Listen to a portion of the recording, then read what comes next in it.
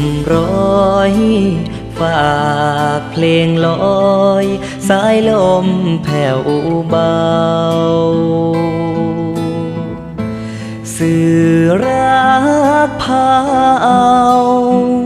รักแห่งสองเราที่ร้างที่ลาลับห่า